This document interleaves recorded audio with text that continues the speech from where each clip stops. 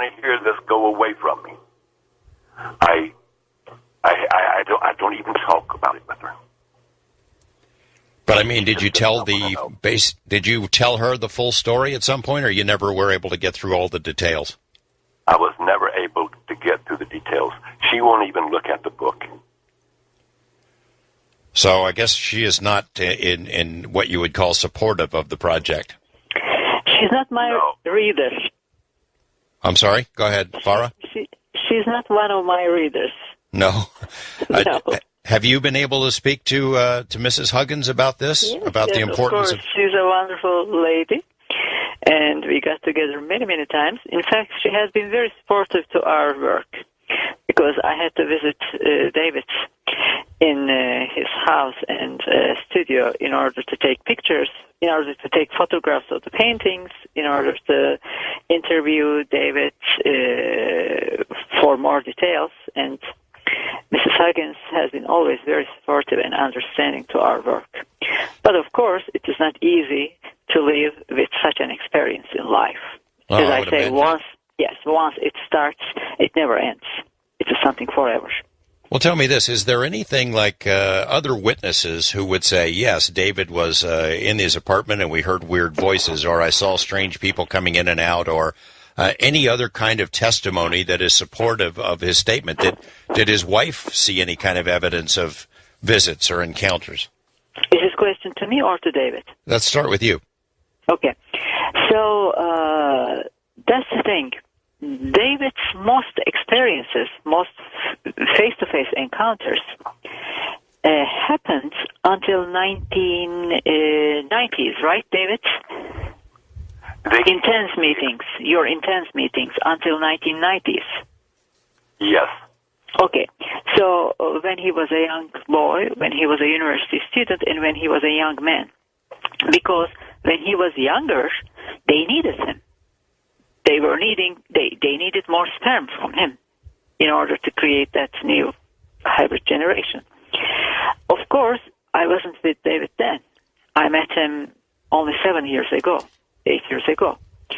So after he came to a certain age, they didn't need him anymore for sexual encounters.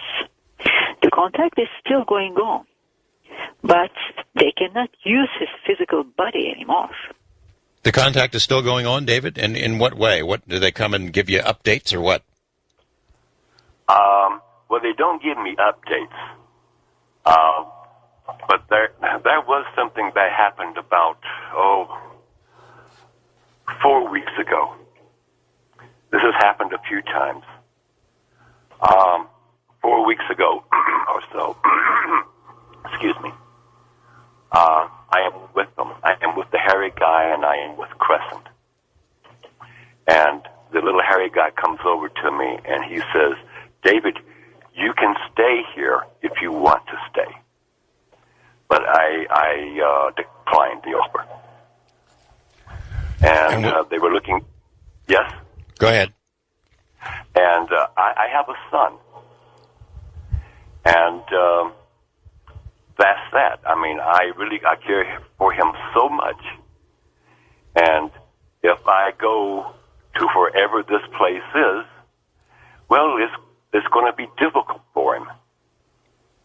I mean, basically, I will drop this body. I will leave this body. And I don't know how to put it any other way, but I told them no. Well, you have a son here, but if your story is true in a realistic sense, you have children somewhere else as well. Have you had some contact with any of them? Yes. When this was going on, I saw the children at different stages, as newborns, as toddlers, as like maybe 5 to 6 year olds, on up to being adults. But, I mean, I'm here. I live here. I mean, one of these days I'm going to pass on. Okay, we're going to see what happens after that. But at this point in time, I'm just living my life. David, tell me this: if these hybrids, as you saw them at different stages of their lives, could they walk among us and we wouldn't know the difference? Well, that incident where one of the young men said that they have new bodies, they look quite human. I would say they could walk down the street and you would not know the difference. There might be some small physiological changes, but nothing outside of that. They look quite human to me. If this is features science, if one day in the next 200 years, if all these things, using a new body, being in 2 dimensions, are going to be the regular science as a part of the daily life, maybe it is possible to think that this is an education. We are being educated by them. Maybe they are showing us pieces from the future science in medical fields and in other scientific fields that we are not aware of in this moment as the Earth Society.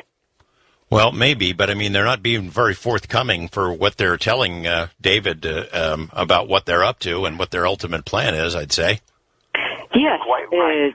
This is something that I wrote in the book. David's case is a little bit different than the other contactee abductee cases because his friends, his extraterrestrial visitors, were never worried about David's spiritual enlightenment.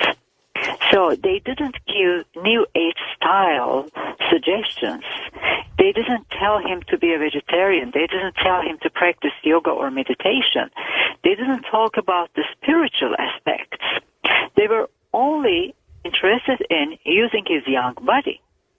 And there is another painting in the book, and it is part of the story. They also created David's clone copy, or the copy of his body, but as a young David. And maybe we can hear this story from David. Well, you can start it. We're going to take a break in about a minute, David. If you want to start that part of the story or finish it in a minute, we can hear it. I don't think I could finish it in a minute. Okay. If you want to wait until after the break and talk about it, that's quite all right with me. We can do that. Sure, that's fine. Farah, any plans to do another book on this? Is there any other place to take it? Well, of course, we didn't use all of the paintings David did in so many years. We would like to make the second part of the book, and we would like to do that with the Anomalous books again, because it was such a wonderful surprise for us. And if we decide Anomalous books, David and I'm ready to write the second half. And as you can see, David's contact is still going on, of course, in a different level. Patrick Regi is the guy from Anomalous Books, and I work with him on we work with him on a book that I co-authored. He certainly is a pro at this stuff. We're taking a break. We're going to the phones when we come back with your questions for Farah Yerduzu and David Huggins. Stay with us on Coast to Coast. Well, we're covering some very strange territory here tonight. Love in an Alien Purgatory is the name of the new book by Farah Yerduzu, The Life and Fantastic Art of David Huggins. And although we've heard the story, I haven't said much about the artwork itself. And it's some stunning stuff. It's graphic. It's right to the core, telling the story and with particular scenes each step of the way. So if you are interested in the book, I mean, it's illustrated, and it's a very effective way to tell this story, and you get a feeling for who these creatures are that David says he's had encounters with since he was 8 years old. We're going to the phones, get to as many of your calls as we can right after this on Coast to Coast. We're going to the phones. Perry in Texarkana, do you have a question for David or Farah? Well, just more of an observation, George. Seems to me that these beings have the ability or the know-how to, travel through interdimensional or time or wherever they come from, that they're more advanced than we are. And if they can suddenly appear in somebody's house or domicile collect sperm from, the human way, as far as having sexual intercourse, why wouldn't they just do things the easy way and go to a sperm bank at night when nobody's there and do it the easy way and collect as much sperm as they want? It seems to me they're doing things the hard way. I don't see the point. I see that. I think that's a fair observation. David, do you have a sense that there is some reason that they need the physical contact, or do you have any idea? I think they're very interested in human emotions.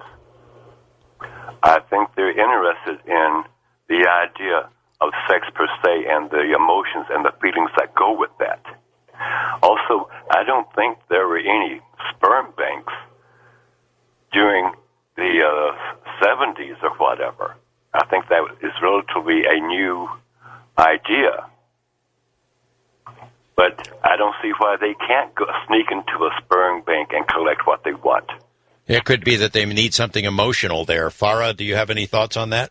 Well, I have two things to say about this. First of all, what they have been doing in all these close encounters, it's a ritual. It looks like a ritual because they follow and they repeat the same pattern again and again, and this has been going on for thousands of years. We only know the modern time alien abductions and contacts after 1960s, let's say 70s. But it has been going on since the Sumerian civilization. So this is a ritual. This is the first thing. The other thing is that these beings are coming here in our society because we have something that they don't have. In some ways, they need us. That's why they cannot leave us alone, and they still need to use or receive whatever they need from us, which they don't have it. They don't produce it. In their nature, they don't have it. It may be human-like feelings, emotions. It may be human soul. Maybe something else. But this is my idea. And maybe maybe more important than the reproductive act or sperm is the connection that David described, where he picks up the baby and the baby sort of comes alive. That's yes, something that we don't understand. Connection with a baby, with a father, with a mother, and also between a couple. Not only bloodline, but also they need to put this connection between a couple, just like it happened between David and Crescent, because the relationship between David and Crescent has been very, very strong. Yeah. When David was 8 years old, Crescent was looking like same. And now David Huggins is a 65 years old gentleman, and Crescent is still same. She never changed. But she was a teacher. She was an instructor at the beginning when he was an 8 years old boy. But she was always with him all his life. And today the contact is going on one way or another. So first thing, why she never changed? Because she's not living in our time and on our planet. But the second thing is that, yes, they need to keep this contact going on. In a way, Crescent needs David.